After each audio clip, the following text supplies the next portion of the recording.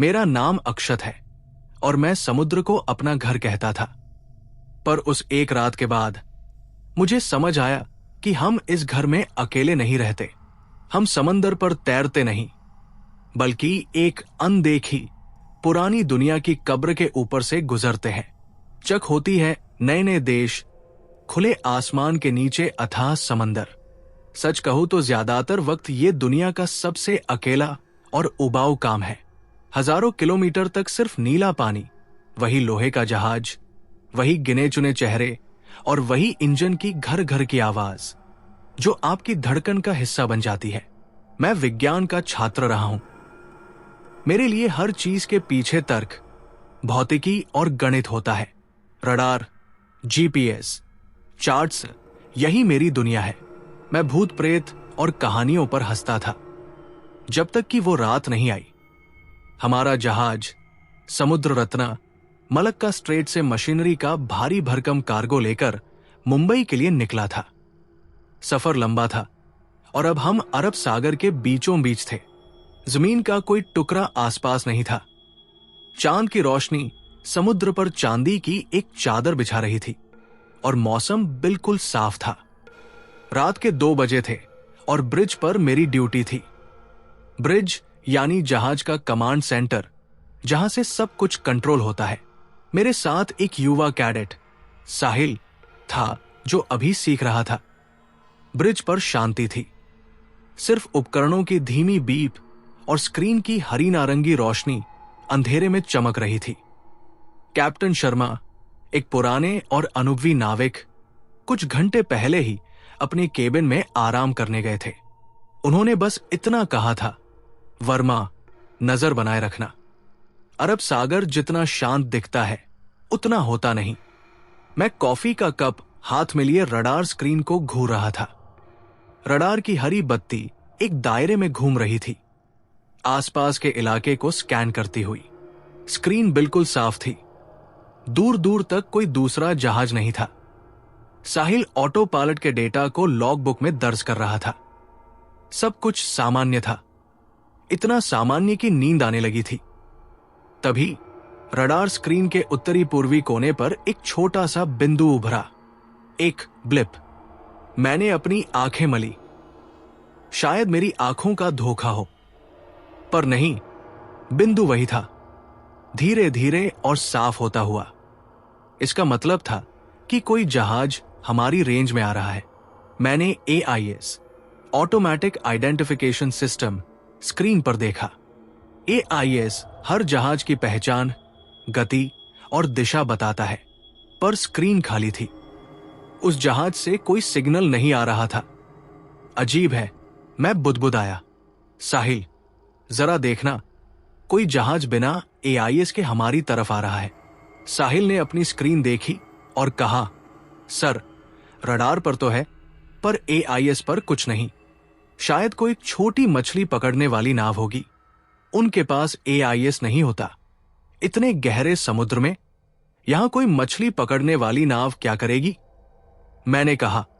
फिर भी प्रक्रिया के तहत मैंने VHF रेडियो उठाया, चैनल 16, जो इमरजेंसी और संपर्क के लिए होता है। अज्ञात जहाज जो MV समुद्र रत्ना के उत्तरी पूर्व में है, कृपया जवाब दें। ओवर। कोई जवाब नहीं, सिर्फ रेडियो का स्टैटिक। मैंने 3 बार कोशिश की। खामोशी। अब मुझे थोड़ी बेचैनी होने लगी। मैंने नाइट विजन दूरबीन उठाई और ब्रिज के विंग पर जाकर खड़ा हो गया। मैंने उस दिशा में देखा जहां रडार जहाज दिखा रहा था। दूर तक सिर्फ चांदनी में नहाया हुआ शांत समुद्र था। कोई रोशनी नहीं, किसी जहाज का कोई नाम निशान नहीं। मैं वापस अंदर आया। रडार पर वो बिंदु अब और करीब आ गया था। रडार के हिसाब से वो जहाज हमसे करीब 15 नॉटिकल मील दूर था। इतनी दूरी पर कम से कम उसकी नेविगेशन लाइट्स तो दिखनी ही चाहिए थी। सर, कुछ दिखा? साहिल ने पूछा। नहीं, कुछ भी नहीं। एक अंधेरा जहाज है, शायद स्मगलर या समुद्री डाकू। मैंने कहा, पर मेरी आवाज में मुझे खुद यकीन नहीं था। डाकू इस तरह अकेले जहाज पर हमला नहीं करते। मैंने तुरंत कैप्टन शर्मा को फोन लगाया। 2 रिंग के बाद उन्होंने फोन उठाया। उनकी आवाज में नींद थी। हाँ वर्मा, सब ठीक है? सर, रडार पर एक जहाज है 15 मील दूर, पर AIS बंद है, रेडियो पर जवाब नहीं दे रहा और विजुअली भी नहीं दिख रहा है। कैप्टन शर्मा ने एक लंबी सांस ली। वर्मा, ये रडार घोस्ट है। कभी कभी मौसम की वजह से वायुमंडल में घने बादलों की परत से रडार की तरंगें टकराकर वापस आती है और ऐसा लगता है कि कोई जहाज है। चिंता मत करो, थोड़ी देर में गायब हो जाएगा। पर सर, मौसम बिल्कुल साफ है, नजर बनाए रखो। अगर 5 मील से ज्यादा करीब आए तो मुझे फिर से फोन करना, कहकर उन्होंने फोन काट दिया। मुझे कैप्टन की बात पर यकीन नहीं हुआ। मैंने रडार घोस्ट के बारे में पढ़ा था, पर वो स्थिर नहीं होते और इतने साफ भी नहीं दिखते। ये बिंदु, ये तो एक असली जहाज की तरह धीरे धीरे हमारी तरफ बढ़ रहा था। अगले आधे घंटे तक मैं और साहिल चुपचाप उस बिंदु को देखते रहे। वो गायब नहीं हुआ, बल्कि अब वो 10 मील की दूरी पर था और उसकी गति भी हमारे जहाज के बराबर थी, जैसे वो हमारा पीछा कर रहा हो। अब मेरा दिल जोर जोर से धड़कने लगा था। ये कोई सामान्य घटना नहीं थी। सर, अब क्या करें? साहिल की आवाज में डर था। वही जो हमें करना चाहिए, नजर रखो। तभी ब्रिज के दरवाजे पर दस्तक हुई। हम दोनों उछल पड़े। दरवाजा खुला और सुखदेव सिंह अंदर आया। सुखदेव जी हमारे जहाज के बोसुन, नाविकों के हेड थे। एक 60 साल के बुजुर्ग, जिनकी आधी से ज्यादा जिंदगी समुद्र पर गुजरी थी। उनकी दाढ़ी और चेहरे की झुर्रियों में समुद्र के खारे पानी की कहानियां छिपी थी। वो उन पुराने नाविकों में से थे जो GPS से ज्यादा सितारों पर भरोसा करते थे। सब खैरियत साहब? नीचे सब पूछ रहे थे कि रेडियो पर बार बार कौन से जहाज को बुला रहे हो। उन्होंने पूछा। मैंने उन्हें रडार स्क्रीन दिखाई। देखिए सुखदेव जी, एक जहाज है जो दिख नहीं रहा। सुखदेव जी ने स्क्रीन पर एक नजर डाली, फिर बाहर अंधेरे समुद्र को देखा। उन्होंने अपनी नाक सिकोड़ी, जैसे हवा में कुछ सूंघ रहे हों। हवा बदल रही है साहब। हवा? मौसम तो साफ है, मैंने कहा। नहीं साहब, उन्होंने धीरे से कहा। हवा में ठंडक बढ़ गई है और एक महक, लौंग और गीली लकड़ी की, जैसे कोई पुराना संदूक खोला हो। अब मुझे भी महसूस हुआ, ब्रिज का तापमान वाकई कुछ कम हो गया था। और वो महक, एक हल्की अजीब सी महक हवा में थी। मैंने सोचा शायद नीचे किचन से आ रही होगी। सुखदेव जी रडार स्क्रीन को घूरते रहे। उनके चेहरे पर एक अजीब सा डर था जो मैंने पहले कभी नहीं देखा था। साहब, ये कोई आम जहाज नहीं है। तो फिर क्या है? मैंने पूछा। उन्होंने एक गहरी सांस ली। हमारे पुरखे कहते थे कि अरब सागर में कुछ आत्माएं भटकती है। सदियों पहले यहां पुर्तगालियों का राज था। वो मसालों का व्यापार करते थे। कहते हैं उनका एक जहाज था आलमा पेर्दिदा, यानी भटकी हुई आत्मा। वो मसालों और सोने से लदा हुआ था, पर उसमें प्लेग फैल गया। जहाज पर सब एक एक करके मरने लगे। कैप्टन ने हुक्म दिया कि जहाज को किसी भी बंदरगाह पर नहीं लगाना है ताकि बीमारी न फैले। वो जहाज महीनों तक समुद्र में भटकता रहा, जब तक कि उस पर आखिरी आदमी भी मर नहीं गया। फिर एक तूफान में वो यही कहीं डूब गया। मैं और साहिल चुपचाप ये कहानी सुन रहे थे। सुखदेव जी, ये सब बस कहानियां हैं, मैंने कहा। कहानियां तब तक कहानियां होती हैं साहब, उन्होंने रडार की तरफ इशारा करते हुए कहा, जब तक वो रडार पर ना आ जाए। कहते हैं आलमा पेर्दिदा आज भी अपना आखिरी सफर पूरा करने के लिए भटक रहा है। वो दूसरे जहाजों को देखता है, मदद मांगने की कोशिश करता है, पर उसकी आवाज कोई नहीं सुनता। और जो उससे बात करने की कोशिश करता है वो भी उसी का हिस्सा बन जाता है। ये सुनकर साहिल का चेहरा सफेद पड़ गया। मेरे भी रोंगटे खड़े हो गए थे। पर मैंने अपना डर जाहिर नहीं होने दिया। रडार पर वो जहाज अब सिर्फ 7 मील दूर था। मैंने फिर से दूरबीन उठाई और बाहर देखा। कुछ नहीं, बिल्कुल कुछ नहीं। और तभी हम तीनों ने वो आवाज सुनी, एकदम धीमी, हवा के साथ आती हुई, एक घंटी की आवाज, टन टन टन, जैसे किसी पुराने जहाज की पीतल की घंटी बज रही हो। अब मेरा विज्ञान, मेरा तर्क सब जवाब दे रहा था। मेरा दिल कह रहा था कि सुखदेव जी सही है। मैंने कांपते हाथों से फिर कैप्टन को फोन मिलाया। सर, वो जहाज 5 मील की दूरी पर है और हमें अजीब आवाजें आ रही है। मैं आ रहा हूं। कैप्टन की आवाज में अब चिंता थी। कुछ ही मिनटों में कैप्टन शर्मा ब्रिज पर आ गए। उन्होंने रडार देखा, बाहर देखा और फिर हमारी तरफ घूमे। उनके चेहरे पर भी अविश्वास और डर का भाव था। कोर्स बदलो, उन्होंने हुक्म दिया। जहाज को 10 डिग्री पोर्ट बाई की तरफ घुमाओ, हम इससे दूर निकल जाएंगे। मैंने ऑटो पायलट को मैनुअल किया और स्टीयरिंग व्हील को घुमाया। जहाज धीरे धीरे बाई तरफ मुड़ने लगा। हम सब रडार स्क्रीन को देख रहे थे। जैसे ही हमने अपना रास्ता बदला, उस अनजान जहाज ने भी अपना रास्ता बदल लिया। वो अब भी सीधे हमारी तरफ ही आ रहा था। ये नामुमकिन है, कैप्टन शर्मा बुदबुदाए। रडार पर वो बिंदु अब इतना करीब था कि उसकी आकृति दिखने लगी थी। वो एक पुराने जमाने का जहाज था जिसमें पाल लगे होते थे। एक ऐसा जहाज जो सदियों से समुद्र में नहीं दिखा था।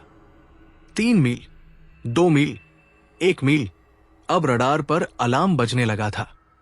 बीप बीप बीप, टक्कर का खतरा, फुल स्टर्न, इंजन रिवर्स करो, कैप्टन चिल्लाए। मैंने तुरंत इंजन को रिवर्स में डाल दिया। हमारा विशाल जहाज कांपने लगा और उसकी गति धीमी होने लगी। पर बहुत देर हो चुकी थी। रडार के अनुसार वो जहाज बस कुछ 100 मीटर की दूरी पर था। टक्कर तय थी। हम सबने अपनी आंखें बंद कर ली। एक भयानक धमाके का इंतजार करने लगे।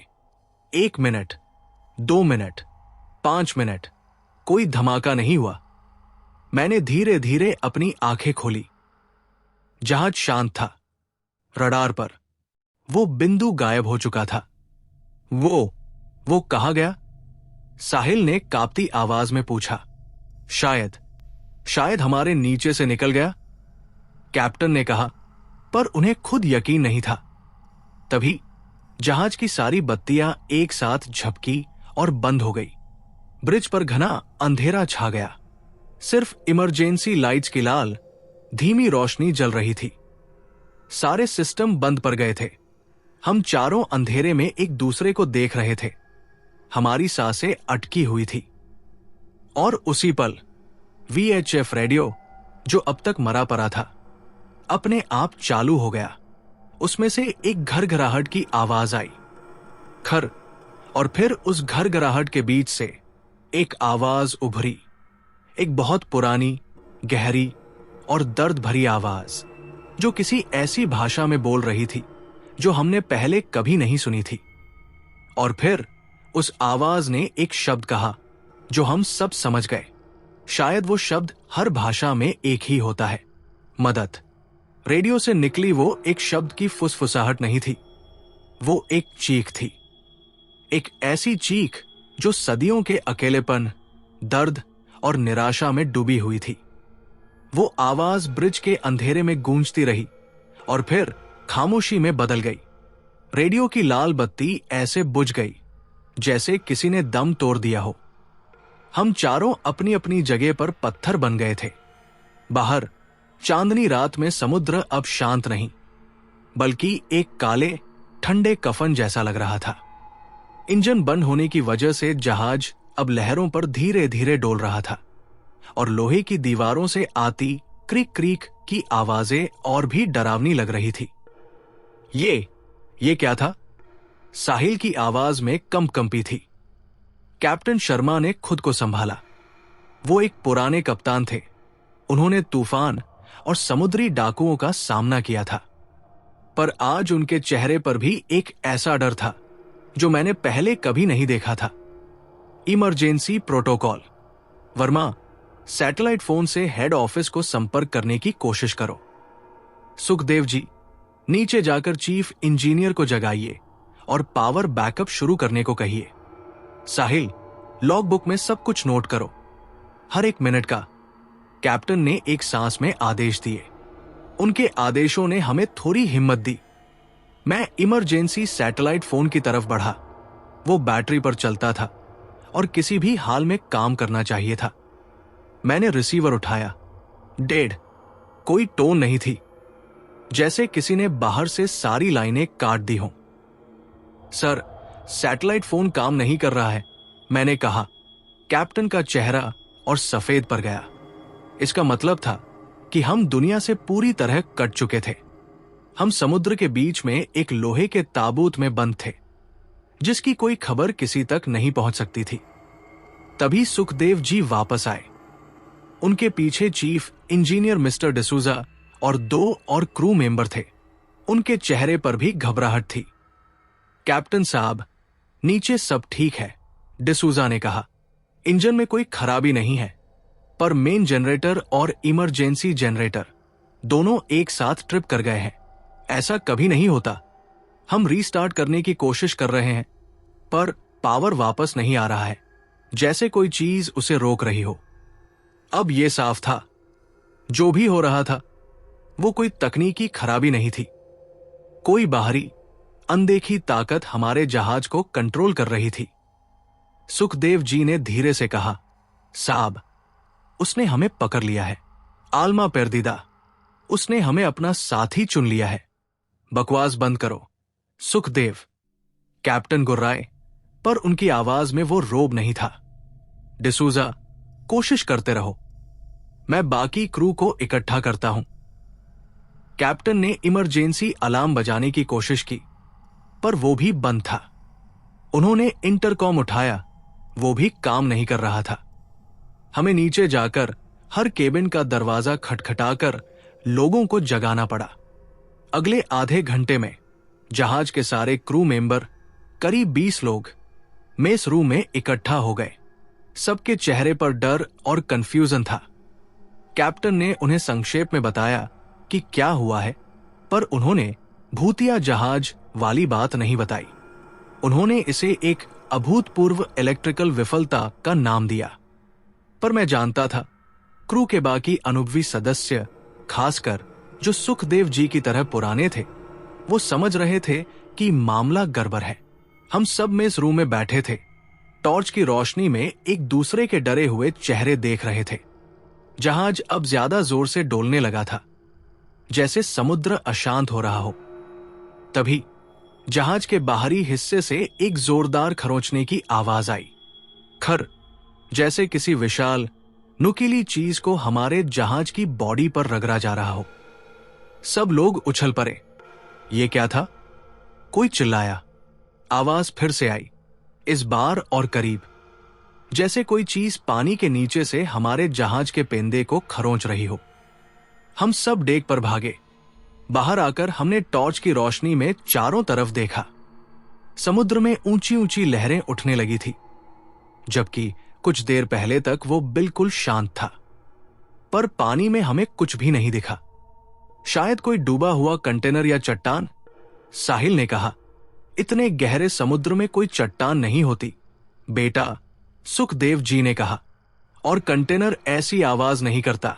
और तभी जहाज की सबसे ऊंची जगह मास्ट पर लगी फॉगॉन की बत्ती अपने आप जल उठी और एक भयानक, दर्द भरी आवाज में हॉर्न बजने लगा। भो भो भो। फॉगॉन का इस्तेमाल घने कोहरे में रास्ता दिखाने के लिए होता है, पर अभी तो आसमान साफ था और उसकी आवाज, वो हमारे जहाज के हॉर्न की आवाज नहीं थी। वो किसी पुराने भाप से चलने वाले जहाज के हॉर्न की तरह गहरी और उदास थी। हम सब उस आवाज को सुन रहे थे, जो रात के सन्नाटे में दूर दूर तक गूंज रही थी, जैसे हमारा जहाज किसी को बुला रहा हो या किसी के आने का मातम मना रहा हो। इसे बंद करो, कैप्टन चिल्लाए। दो नाविक मास्ट की सीढ़ियों पर चढ़ने लगे, पर जैसे ही वो आधे रास्ते पहुंचे, सीढ़ी का एक हिस्सा अपने आप टूट गया और वो दोनों नीचे गिरते गिरते बचे। अब डर लोगों पर पूरी तरह हावी हो चुका था। कुछ युवा नाविक रोने लगे थे। हम असहाय थे। हम अपने ही जहाज पर कैदी बन गए थे। मैं, कैप्टन और सुखदेव जी वापस ब्रिज पर आए। हम अंधेरे में ही बाहर समुद्र को देख रहे थे। तभी सुखदेव जी ने कहा, साहब, शायद हमें उससे बात करनी चाहिए। शायद वो यही चाहता है। किससे बात करें? सुखदेव, वहां कोई नहीं है, कैप्टन ने कहा। है साहब, वो यही कही है, सुखदेव जी ने कहा। उसने मदद मांगी थी। हमें पूछना चाहिए, उसे कैसी मदद चाहिए? कैप्टन कुछ देर सोचते रहे। फिर उन्होंने एक लंबी सांस ली। ठीक है, हम कोशिश करते हैं। हमारे पास VHF रेडियो तो था नहीं। हम कैसे बात करते? तभी मुझे एक आइडिया आया। Sir, Morse code. हम सिग्नलिंग लैंप का इस्तेमाल कर सकते हैं। हर जहाज पर एक बड़ी सी सिग्नलिंग लैंप होती है, जिससे रोशनी के जरिए पुराने जमाने में संदेश भेजे जाते थे। वो इमरजेंसी बैटरी पर चलती थी। हम विंग पर गए और लैंप को ऑन किया। वो जल गई। कैप्टन ने मेरे कंधे पर हाथ रखा। तुम जानते हो मोर्स कोड? हाँ सर, ट्रेनिंग में सीखा था। तो पूछो पूछो, तुम कौन हो? मैंने लैंप का शटर चलाना शुरू किया। डॉट डैश की लय में रोशनी समुद्र के अंधेरे को चीर रही थी। WHO यारी वायोयु। हम सब सांस रोककर इंतजार करने लगे। कुछ देर, कुछ मिनट, कोई जवाब नहीं। छोड़ो वर्मा, ये बेकार है, कैप्टन ने निराश होकर कहा। तभी दूर क्षितिज पर, जहां अंधेरे के सिवा कुछ नहीं था, एक हल्की सी रोशनी टिमटिपाई। 1, 2, 3। वो भी मोर्स कोड में जवाब दे रहा था। हम सब हैरान रह गए। मैं जल्दी जल्दी उन लाइट सिग्नल्स को पढ़ने लगा।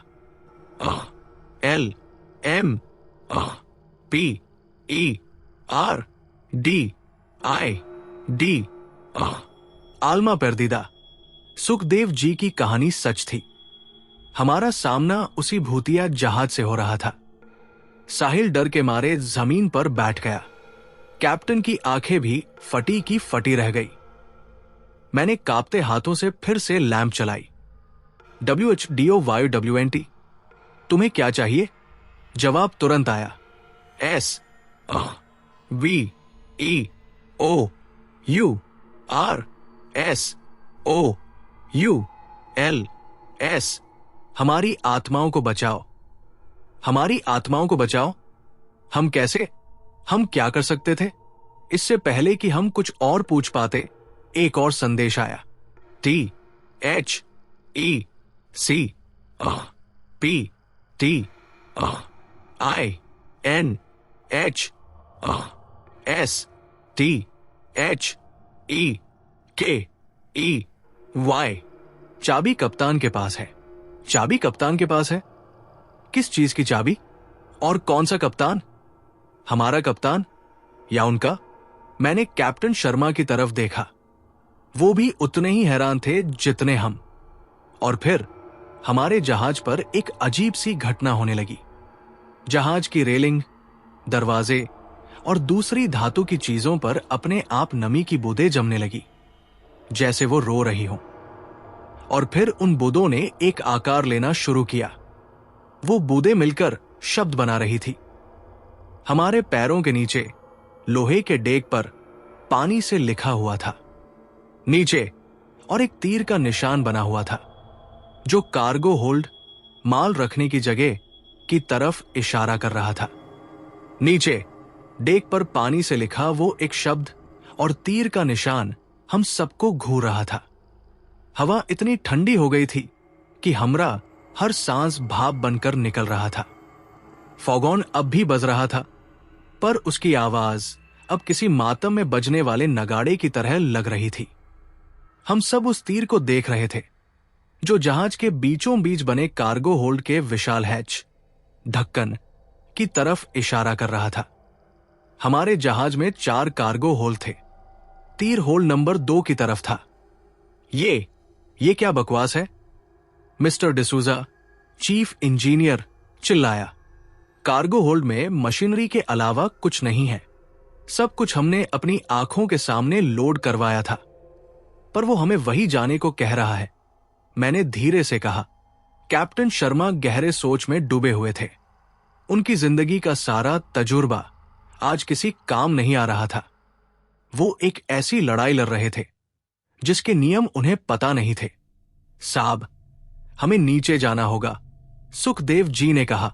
उनकी आवाज में डर नहीं, एक अजीब सी गंभीरता थी। अगर वो हमें बुला रहा है तो कोई वजह होगी। हम उससे भाग नहीं सकते। कार्गो होल्ड का हैच बिना पावर के नहीं खुल सकता, डिसूजा ने कहा। वो हाइड्रोलिक है, तो उसे मैनुअली खोलो, कैप्टन ने हुक्म दिया। जो भी जरूरी औजार चाहिए लेकर आओ। सुखदेव, तुम मेरे साथ चलो। वर्मा, साहिल, तुम भी। बाकी लोग यही डेक पर रुको और नजर रखो। हम चारों कार्गो होल्ड के विशाल लोहे के हैच के पास पहुंचे। हैच को मैनुअली खोलने के लिए एक बड़ी सी चरखी और लीवर सिस्टम था, जिसका इस्तेमाल सालों से नहीं हुआ था। उस पर जंग लग चुकी थी। डिसूजा और कुछ और क्रू मेंबर बड़ी बड़ी रिंच और हथौड़े ले आए।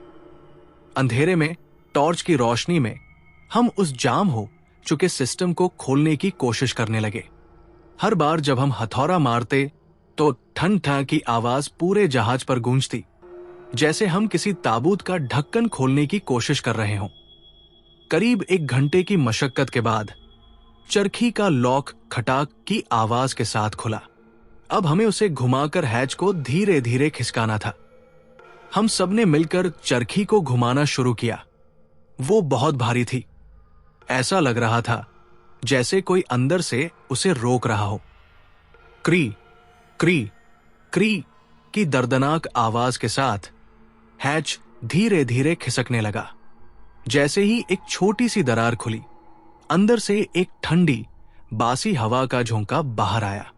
उस हवा में लौंग, दालचीनी और गीली सरी हुई लकड़ी की वही महक थी जो सुखदेव जी ने बताई थी। पर इस बार वो बहुत ज्यादा तेज थी, इतनी तेज कि हमारा दम घुटने लगा। हम खांसने लगे। ये कैसी बदबू है? साहिल ने अपना मुंह ढकते हुए कहा। ये मसालों की महक है बेटा, सुखदेव जी ने धीरे से कहा। सदियों पुराने सड़ चुके मसाले। हमने और जोर लगाया और हैच को इतना खोल दिया कि एक आदमी अंदर जा सके। अंदर घना काला अंधेरा था, जैसे हम नरक का दरवाजा देख रहे हों। कैप्टन ने एक बड़ी पावरफुल टॉर्च ली। मैं पहले जाऊंगा, तुम लोग यही रुको। नहीं साहब, मैं आपके साथ चलूंगा, सुखदेव जी ने कहा। मैंने इन कहानियों को सुना है, शायद मैं कुछ पहचान सकूं। ठीक है वर्मा, तुम हमारे ठीक पीछे रहना और सीढ़ी पर नजर रखना। कार्गो होल्ड में जाने के लिए एक लंबी लोहे की सीढ़ी थी जो करीब 50 फीट नीचे अंधेरे में जा रही थी। कैप्टन ने टॉर्च जलाकर नीचे रोशनी डाली। हमें नीचे लदे हुए मशीनरी के बड़े बड़े क्रेट्स के ऊपरी हिस्से दिख रहे थे। सब कुछ अपनी जगह पर था, कुछ भी अजीब नहीं दिख रहा था। कैप्टन शर्मा ने सीढ़ी पर पैर रखा और धीरे धीरे नीचे उतरने लगे। उनके पीछे सुखदेव जी और फिर मैं। हम तीनों एक के बाद एक उस अंधेरी खाई में उतर रहे थे। हर कदम पर सीढ़ी की ठंडी धातु हमार हाथ में सिहरन पैदा कर रही थी। जैसे जैसे हम नीचे जा रहे थे, मसालों की वो बासी महक और तेज होती जा रही थी और ठंड भी बढ़ रही थी। हम कार्गो होल्ड के फर्श पर उतरे। यहां अंधेरा और भी घना था। हमारी टॉर्च की रोशनी ही एकमात्र सहारा थी। चारों तरफ मशीनरी से भरे बड़े बड़े लकड़ी के क्रेट्स रखे हुए थे, जिनके बीच चलने के लिए पतली पतली गलियां बनी हुई थी। सब कुछ तो नॉर्मल लग रहा है, कैप्टन ने कहा। उनकी आवाज उस विशाल होल्ड में गूंज रही थी। नहीं साहब, सुखदेव जी ने कहा। जमीन को देखिए। कैप्टन ने टॉर्च नीचे घुमाई। होल्ड का धातु का फर्श गीला था, पर पानी से नहीं, एक काले, गाढ़े, चिपचिपे तरल पदार्थ से, जैसे पुराना तेल या टार हो। और उस पर पैरों के निशान थे, नंगे पैरों के, बहुत सारे, जैसे यहां बहुत से लोग अंधेरे में भटक रहे हों। अब हमारा दिल जोर जोर से धड़कने लगा। हम धीरे धीरे उन क्रेट्स के बीच बनी गलियों में आगे बढ़े, हर कोने में टॉर्च मारकर देख रहे थे। हमें क्या ढूंढना है? मैंने पूछा। वही तो हम भी जानना चाहते हैं, कैप्टन ने कहा। हम होल्ड के बीचों बीच पहुंच चुके थे। यहीं पर सबसे बड़ा वाला क्रेट रखा हुआ था, जिसमें शायद सबसे कीमती मशीनरी थी। तभी सुखदेव जी एक जगह पर रुक गए। साहब, यहां देखिए। हमने टॉर्च उस तरफ घुमाई। एक क्रेट के पीछे दीवार पर कुछ लिखा हुआ था, उसी काले चिपचिपे तरल से। एक नाम, टोमास, और उसके नीचे एक और नाम, इसाबेला। ऐसे ही दीवार पर कई नाम लिखे हुए थे, सारे पुर्तगाली नाम, जैसे किसी ने मरने से पहले यहां अपने नाम लिखे हों। ये आल्मा पेर्दिदा के क्रू के नाम हैं, सुखदेव जी ने कांपती आवाज में कहा। उनकी आत्माएं यही हैं। पर यहां कैसे? कैप्टन ने पूछा। ये तो हमारा जहाज है। तभी मुझे कुछ दिखा। सबसे बड़े वाले क्रेट के नीचे से कुछ चमक रहा था। सर, वो देखिए, मैंने इशारा किया। कैप्टन ने टॉर्च उस तरफ की। क्रेट के नीचे जमीन और क्रेट के बीच की छोटी सी दरार में एक चीज पड़ी हुई थी, एक पुरानी पीतल की चाबी। चाबी, कैप्टन बुदबुदाए। चाबी कप्तान के पास है। कैप्टन धीरे धीरे उस चाबी की तरफ बढ़े। वो नीचे झुके और उसे उठाने की कोशिश करने लगे। जैसे ही उनकी उंगलियों ने उस चाबी को छुआ, पूरा कार्गो होल्ड एक झटके से हिल गया।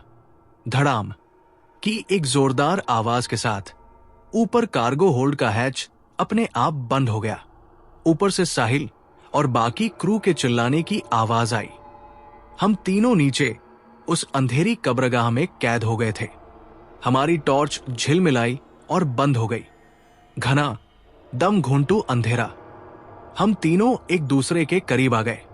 हमें एक दूसरे की डरी हुई सांसें सुनाई दे रही थी। कैप्टन, सुखदेव जी, मैंने आवाज दी। कोई जवाब नहीं। कैप्टन, मैं फिर चिल्लाया। तभी होल्ड के दूसरे कोने से एक धीमी खुरचने की आवाज आई, जैसे कोई अपने नाखून से धातु को खुरच रहा हो। खरोंच, खरोंच, और फिर एक के बाद एक होल्ड के चारों कोनों से फुसफुसाहटों की आवाजें आने लगी। दर्जनों आवाजें, मरते हुए लोगों की कराहें, पुर्तगाली भाषा में धीमी बड़बड़ाहट। वो सब यही थे, हमारे चारों तरफ, अंधेरे में। और फिर कैप्टन शर्मा की एक दर्दनाक, दबी हुई चीख सुनाई दी। आह! कैप्टन, क्या हुआ? मैं चिल्लाया। मेरा पैर। वो हाफते हुए बोले। किसी ने मेरा पैर पकड़ लिया है। किसी ने मेरा पैर पकड़ लिया है। कैप्टन शर्मा की दर्द और डर में डूबी हुई चीख उस अंधेरे, गूंजते हुए कार्गो होल्ड में किसी हथौड़े की तरह लगी। हम कुछ देख नहीं पा रहे थे, पर हम महसूस कर सकते थे। हवा भारी हो गई थी, तापमान गिर गया था, और उन अनगिनत फुसफुसाहटों की आवाज अब हमारे कानों में नहीं, सीधे दिमाग में घुस रही थी। कैप्टन, कहाँ हैं आप? मैं चिल्लाया और अंधेरे में आवाज की दिशा में हाथ पैर मारता हुआ बढ़ा। मेरा हाथ किसी ठंडी, गीली दीवार से टकराया। यहां हूं। वर्मा, कैप्टन की आवाज आई। उसने मुझे जकड़ लिया है, खींच रहा है। सुखदेव जी ने अपनी जेब से लाइटर निकाला।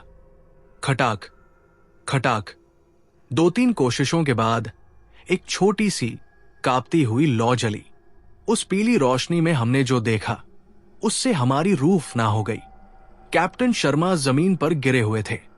उनका एक पैर सबसे बड़े वाले क्रेट के नीचे की अंधेरी दरार में फंसा हुआ था, पर उसे किसी दरार ने नहीं, बल्कि कई काले, धुएं जैसे हाथों ने पकड़ रखा था। जो क्रेट के नीचे के अंधेरे से निकल रहे थे। वो हाथ कैप्टन के पैर को अंदर खींचने की कोशिश कर रहे थे। कैप्टन अपनी पूरी ताकत से खुद को बचाने की कोशिश कर रहे थे। उनके चेहरे पर ऐसा खौफ था जो मौत के डर से भी ज्यादा था। पकड़ो मुझे, वो चिल्लाए। मैं और सुखदेव जी तुरंत उनकी तरफ लपके। हमने उनके कंधे और हाथ पकड़ लिए और अपनी पूरी ताकत से उन्हें अपनी तरफ खींचने लगे। एक भयानक रस्साकशी शुरू हो गई। एक तरफ हम 2 जिंदा इंसान थे और दूसरी तरफ दर्जनों अतृप्त आत्माएं। हमें ऐसा लग रहा था जैसे हम किसी इंसान को नहीं बल्कि एक पहाड़ को खींच रहे हैं। फुसफुसाहटें अब गुस्से भरी गुर्राहट में बदल गई थी। छोड़ दो उसे, सुखदेव जी अपनी कांपती आवाज में चिल्लाए। वो तुम्हारा कप्तान नहीं है। जैसे ही सुखदेव जी ने ये कहा, उन धुएं वाले हाथों की पकड़ एक पल के लिए ढीली पड़ी। हमें मौका मिल गया। हमने एक आखिरी जोरदार झटका दिया और कैप्टन को उन हाथों से छुड़ा लिया। हम तीनों हाफते हुए जमीन पर गिरे पड़े थे। लाइटर बुझ चुका था और हम फिर से अंधेरे में थे। वो क्या था? कैप्टन हाफते हुए बोले। वो तुम्हें अपना कप्तान समझ रहे थे साहब, सुखदेव जी ने कहा। उन्हें लगा चाबी उनके कप्तान के पास है। चाबी? कैप्टन ने अपनी जेब में हाथ डाला और उस पीतल की चाबी को निकाला जो अब भी उनकी मुट्ठी में थी। इस मनहूस चाबी में ऐसा क्या है? इससे पहले कि हम कुछ समझ पाते, कार्गो होल्ड के ठीक बीचों बीच जमीन पर रखे उस सबसे बड़े क्रेट के अंदर से एक धीमी खट की आवाज आई, जैसे अंदर कोई ताला खुला हो। हम तीनों चुपचाप उस आवाज को सुनते रहे और फिर क्रेट के अंदर से किसी के हिलने डुलने की आवाज आई, जैसे कोई बरसों की नींद से जाग रहा हो। अब हमारा डर किसी भी सीमा से परे था। हम एक ऐसे जाल में फंस गए थे जहां हर कदम पर मौत का एक नया दरवाजा खुल रहा था। इस क्रेट के अंदर क्या है? मैंने कांपती आवाज में पूछा। मशीनरी, भारी मशीनरी, कैप्टन ने कहा, पर अब उनकी आवाज में भी शक था। नहीं, सुखदेव जी ने कहा, अब इसके अंदर मशीनरी नहीं है। क्रेट के ढक्कन पर अंदर से जोर जोर से कोई चीज टकराने लगी। धड़ाम धड़ाम, जैसे कोई जानवर या इंसान बाहर निकलने के लिए बेताब हो। हम तीनों डर के मारे पीछे हटते हुए दीवार से जा चिपके और फिर कड़ाक की एक कान फाड़ देने वाली आवाज के साथ उस विशाल लकड़ी के क्रेट का ढक्कन एक तरफ से टूट गया और जमीन पर आ गिरा। अंदर से कुछ बाहर निकल रहा था। सुखदेव जी ने फिर से लाइटर जलाया। कांपती हुई रोशनी में हमने देखा क्रेट के अंदर से एक आदमी बाहर निकल रहा था। लंबा, पतला, और उसने पुराने जमाने के पुर्तगाली कप्तान की यूनिफॉर्म पहन रखी थी जो गल चुकी थी और उस पर काई जमी हुई थी।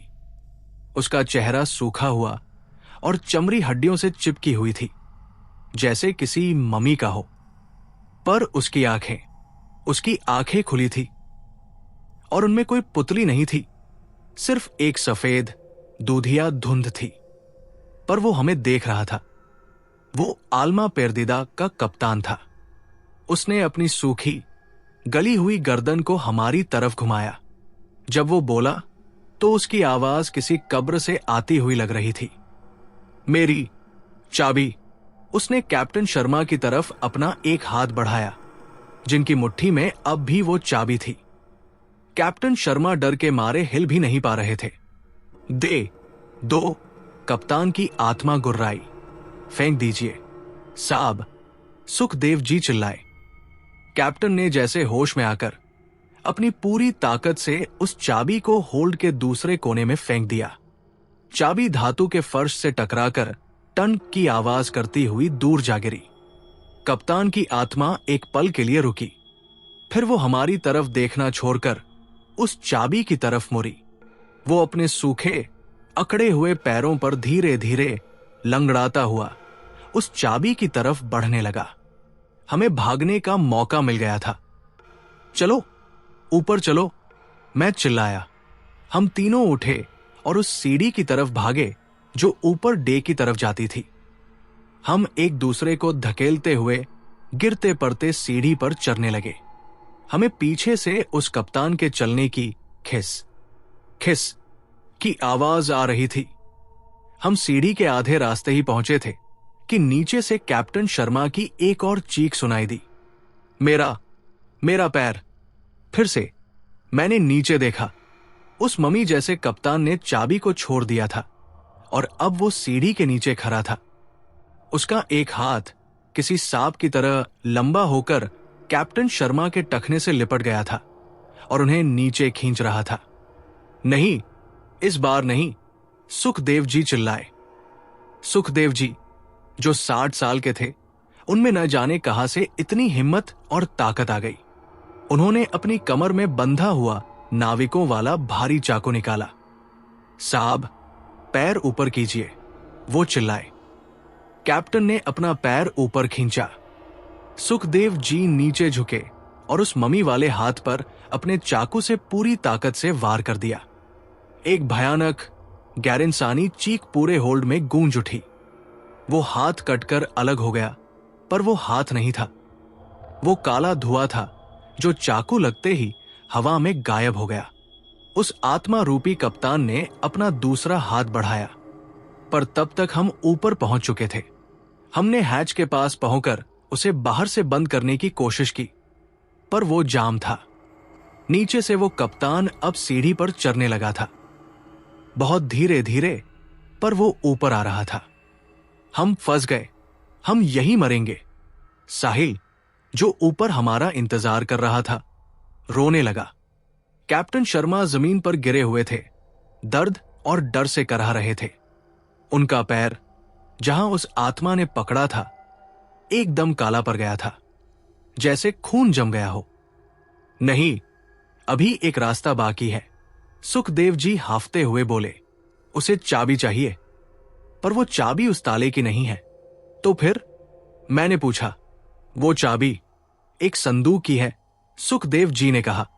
कप्तान का संदूक, जिसमें उसका लॉग बुक और सारा हिसाब किताब था। वो संदूक आज भी उसी के साथ है, उस क्रेट के अंदर। पर वो हमसे क्या चाहता है? वो चाहता है कि हम उसका बोझ उतारें, सुखदेव जी ने कहा। उसे प्लेग ने नहीं मारा था, उसे उसके ही क्रू ने मारा था। सोने और मसालों के लिए उन्होंने जहाज पर बगावत कर दी थी। उन्होंने उसे उसी के संदूक के साथ उस क्रेट में बंद कर दिया था और जहाज को डुबाने की कोशिश की थी। पर तूफान आ गया और सब मारे गए। वो कप्तान आज भी उस क्रेट में बंद है और उसका क्रू बाहर। वो सब एक दूसरे से नफरत करते हैं और सब यही फंसे हैं। वो चाहता है कि हम उसका संदूक खोलें और ओकर लॉग बुक दुनिया को दिखाएं, ताकि सबको पता चले कि वो एक हीरो था, गद्दार नहीं। हम ये सुनकर सन्न रह गए। तो ये थी आल्मा पेर्दिदा की असली कहानी। पर हम नीचे कैसे जाएं? वो हमें मार डालेगा। वही तो वो चाहता है, सुखदेव जी ने कहा। उसे एक शरीर चाहिए, एक जिंदा शरीर, ताकि वो खुद अपना संदूक खोल सके। उन्होंने कैप्टन शर्मा की तरफ देखा, जिनका पैर काला पड़ता जा रहा था। वो कप्तान का शरीर चाहता है, वो कप्तान का शरीर चाहता है। सुखदेव जी के ये शब्द ब्रिज के अंधेरे में किसी बर्फीले खंजर की तरह चुभे। हम सबने एक साथ कैप्टन शर्मा की तरफ देखा। वो डेक पर परे कराह रहे थे। उनका पैर, जहां उस आत्मा ने छुआ था, अब घुटने तक काला पड़ चुका था और नसें नीली होकर उभर आई थी। उनकी सांसें तेज चल रही थी और आंखें बंद हो रही थी। उन्हें जहर चढ़ रहा है, साहब, सुखदेव जी ने कैप्टन की नब्ज देखते हुए कहा। यह कोई आम चोट नहीं है, ये मौत का स्पर्श है। अगर हमने कुछ नहीं किया तो कुछ ही घंटों में। उन्होंने अपनी बात अधूरी छोड़ दी, पर हम सब समझ गए। कैप्टन शर्मा मर रहे थे और जैसे ही वो मरेंगे, उनकी आत्मा कमजोर पर जाएगी और आल्मा पेर्दिदा का कप्तान उनके शरीर पर कब्जा कर लेगा। नीचे कार्गो होल्ड से उस आत्मा के सीढ़ी पर चढ़ने की धीमी खिस खिस की आवाज लगातार आ रही थी। वो धीरे धीरे ऊपर आ रहा था। हमारे पास वक्त बहुत कम था। हम क्या कर सकते हैं? साहिल ने रोते हुए पूछा। मेरा दिमाग तेजी से काम करने लगा। डर के ऊपर अब जिंदा रहने की जिद हावी हो रही थी। हम उसे ऊपर नहीं आने दे सकते। हमें हैच को बंद करना होगा। पर वो जाम है, डिसूजा चिल्लाया। तो उसे तोड़ो या काटो, मैंने कहा। हमारे पास वेल्डिंग टॉर्च है, इमरजेंसी किट में, उसे लाओ। 2 नाविक भागकर स्टोर रूम की तरफ गए। मैं और बाकी लोग हैच के पास खड़े हो गए। हम नीचे झांकने की हिम्मत नहीं कर पा रहे थे, पर हमें पता था कि वो करीब आ रहा है। सुखदेव जी, मैंने कहा, उसका मकसद लॉग बुक है। अगर हम उसे हासिल कर ले तो क्या वो हमें छोड़ देगा? सुखदेव जी ने न में सिर हिलाया। नहीं बेटा, अब बात सिर्फ लॉग बुक की नहीं है, अब बात इंतकाम की है। वो हम सबसे नफरत करता है। उसे लगता है कि हम भी उसी दुनिया का हिस्सा है जिसने उसे धोखा दिया। वो हम सबको अपने साथ ले जाना चाहता है। तभी नाविक गैस सिलेंडर और वेल्डिंग टॉर्च लेकर आ गए। डिसूजा ने फुर्ती से उसे चालू किया। फुस्त की आवाज के साथ नीले रंग की एक तेज लौ जली, जिसने अंधेरे में हम सबके डरे हुए चेहरों को रोशन कर दिया। हैच के कब्जों को काटो, मैंने हुक्म दिया। डिसूजा ने टॉर्च को हैच के विशाल जंग लगे हुए कब्जों पर लगाया। गर्म धातु के कटने की चर चर की आवाज और चिंगारियां निकलने लगी। नीचे से आने वाली आवाज अब और तेज हो गई। वो समझ गया था कि हम क्या कर रहे हैं। अब वो जल्दी जल्दी ऊपर आने लगा था। जल्दी करो डिसूजा, मैं चिल्लाया। एक कब्जा कट गया, फिर दूसरा। अब सिर्फ 2 बाकी थे। तभी नीचे से एक भयानक चीख आई और सीढ़ी जोर जोर से हिलने लगी। वो उसे तोड़ने की कोशिश कर रहा था। वो सीढ़ी तोड़ देगा, साहिल चिल्लाया। काटने रहो। तीसरा कब्जा भी कट गया। अब सिर्फ आखिरी वाला बाकी था। वो आत्मा अब सीढ़ी के ऊपरी हिस्से तक पहुंच चुकी थी। हमें हैच की दरार से उसका सूखा हुआ मम्मी जैसा चेहरा दिखने लगा था। उसकी खाली सफेद आंखें हमें घूर रही थी। चर चर कड़ाक, आखिरी कब्जा भी कट गया। अब सब मिलकर धक्का दो, मैं चिल्लाया। हम सबने अपनी पूरी ताकत लगाकर उस विशाल लोहे के ढक्कन को धक्का दिया। धड़ाम की एक गगनभेदी आवाज के साथ हैच अपनी जगह से उखड़कर नीचे कार्गो होल्ड की अंधेरी खाई में जा गिरा। उसके ठीक पीछे उस कप्तान की आत्मा की एक निराशा और गुस्से भरी चीख आई, और फिर सब कुछ शांत हो गया। हमने उसे रोक दिया था, कम से कम कुछ देर के लिए। हम सब हाफते हुए जमीन पर बैठ गए। पर यह जीत नहीं थी, ये बस एक छोटी सी मोहलत थी। हम अब भी समुद्र के बीच में फंसे हुए थे और हमारे कप्तान मर रहे थे। हम कैप्टन शर्मा को उठाकर ब्रिज के अंदर ले आए। उनकी हालत और खराब हो रही थी। वो अब बेहोश हो चुके थे। अब क्या? डिसूजा ने पूछा। हम कब तक यहां फंसे रहेंगे? सुखदेव जी कैप्टन के काले पर चुके पैर को देख रहे थे। शायद एक तरीका है। हम सबने उनकी तरफ देखा। ये जहर, ये इस दुनिया का नहीं है, उन्होंने कहा। इसे कोई दवा ठीक नहीं कर सकती। इसे वही चीज ठीक कर सकती है जिसने इसे दिया है। आग ही आत्माओं को शुद्ध करती है। आप क्या कह रहे हैं? मैंने पूछा। हमें उनके जख्म को दागना होगा, सुखदेव जी ने कहा। उसी वेल्डिंग टॉर्च से। हम सब ये सुनकर कांप गए। एक जिंदा इंसान को वेल्डिंग टॉर्च से दागना, यह सोचना भी भयानक था। पागल हो गए हो क्या? डिसूजा चिल्लाया। वो मर जाएंगे। नहीं मरेंगे तो वैसे भी। सुखदेव जी की आवाज में एक अटल विश्वास था। उनकी आत्मा को बचाने का यही एक रास्ता है। हमें उनके शरीर से उस कप्तान की छुअन को जलाकर निकालना होगा। ये एक जुआ है, पर हमें खेलना होगा। हम एक दूसरे को देख रहे थे। कोई कुछ बोल नहीं पा रहा था। फैसला बहुत कठिन था। ठीक है, मैं आखिरकार बोला, करिए। हम कैप्टन को फर्श पर लिटाए। दो लोगों ने उनके हाथ पैर कसकर पकड़ लिए। डिसूजा ने कांपते हाथों से वेल्डिंग टॉर्च उठाई। भगवान का नाम लो साहब, सुखदेव जी ने कैप्टन के कान में कहा, जो बेहोश थे। डिसूजा ने टॉर्च की नीली लौ को कैप्टन के काले पर चुके पैर के ठीक ऊपर रखा, जहां जहर की शुरुआत हुई थी। जैसे ही गर्म लौ ने उनकी त्वचा को छुआ, कैप्टन शर्मा, जो बेहोश थे, उनकी आंखें अचानक खुल गई। पर वो उनकी अपनी आंखें नहीं थी। उनकी आंखों में वही सफेद दूधिया धुंध थी जो उस पुर्तगाली कप्तान की आंखों में थी। उन्होंने एक गैर-इंसानी ताकत से उन दो नाविकों को झटक दिया जिन्होंने उन्हें पकड़ रखा था। वो उठकर खड़े हो गए। तुम कीरेम कोरो, वो गरजे, पर आवाज कैप्टन शर्मा की नहीं थी। वो उसी पुरानी कब्र से आती हुई आवाज थी। तुम मुझे नहीं रोक सकते, ये शरीर अब मेरा है। आल्मा पेर्दिदा के कप्तान ने कैप्टन शर्मा के शरीर पर कब्जा कर लिया था। वो हम पर झपटा। हम सब डर के मारे इधर उधर भागे। वो अब कैप्टन शर्मा नहीं थे, वो एक जानवर थे। उन्होंने नेविगेशन टेबल को उठाकर ऐसे फेंक दिया जैसे वो कागज का बना हो। मुझे मेरी लॉगबुक चाहिए, वो गुर्राया। वो कार्गो होल्ड की तरफ बढ़ने लगा। उसे रोको, सुखदेव जी चिल्लाए। अगर वो नीचे पहुंच गया और उसने अपना संदूक खोल लिया तो उसकी ताकत और बढ़ जाएगी। फिर उसे कोई नहीं रोक पाएगा। हम 4-5 लोगों ने मिलकर उसे रोकने की कोशिश की, पर उसकी ताकत के आगे हम टिक नहीं पा रहे थे। उसने हमें एक एक करके उठाकर फेंक दिया। वो कार्गो होल्ड के मुहाने पर पहुंच गया, जहां अब एक 50 फीट की गहरी खाई थी। वो नीचे कूदने ही वाला था। तभी सुखदेव जी ने कुछ ऐसा किया जिसकी हम कल्पना भी नहीं कर सकते थे।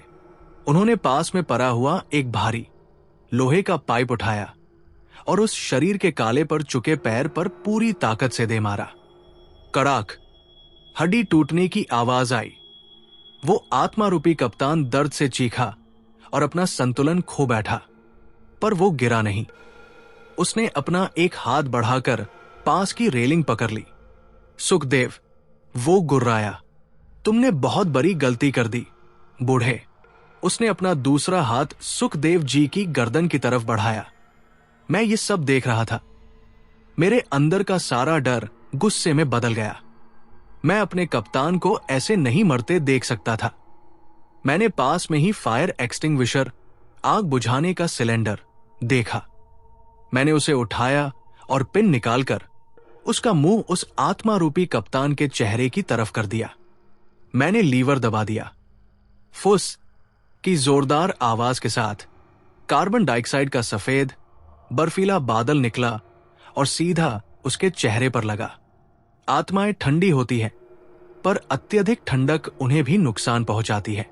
वो दर्द से चीखा और उसकी पकड़ रेलिंग पर ढीली पड़ गई।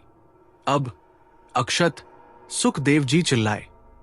मैंने अपनी पूरी ताकत से उस सिलेंडर से उसके सीने पर धक्का मारा। धक्का काम कर गया। वो पीछे की तरफ लुढ़का और उस अंधेरी खाई, उस कार्गो होल्ड में गिर गया। नीचे गिरने की एक लंबी चीख आई और फिर धड़ाम की आवाज और फिर खामोशी।